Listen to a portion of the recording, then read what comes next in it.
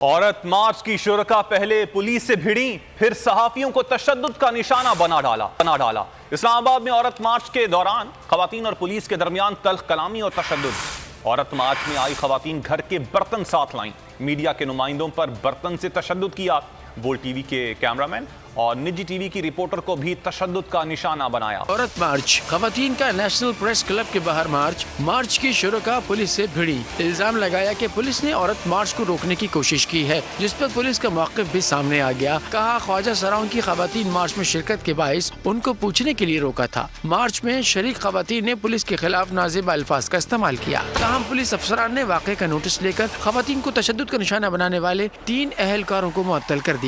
बात यहीं पर खत्म न हुई। मार्च में आई खवातीन घर के बर्तन साथ लाई, मीडिया के नुमाइंदों पर बर्तन से तशद्दुद किया। बोल्ड टीवी के कैमरामैन और निजी टीवी के रिपोर्टर को भी तशद्दुद का निशाना बनाया, जिस पर सहाफियों ने औरत मार्च की कवरेज का बॉयकॉट कर दिया।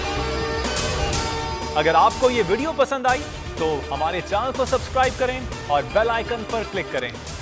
बोल्ड के खिलाफ साजिश हुई, न गवाह मिला न सबूत, लेकिन केस में अब तक बरियत क्यों न हुई? जब मुद्दई और तफ्तीशी खुद एतराफ कर चुका है कि कभी कोई जुर्म हुआ ही नहीं, तो केस में बरियत क्यों नहीं हुई?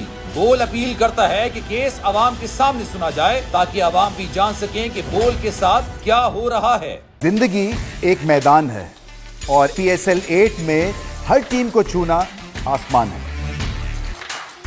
6 टीमों के बीच धुआंधार लड़ाई। ये शोर न लड़ाई का है न डर का, ये शोर है जीत का, ये शोर है जुनून का। खेल का जुनून रोजाना रात 11 बजे सिर्फ बोल्ड न्यूज पर।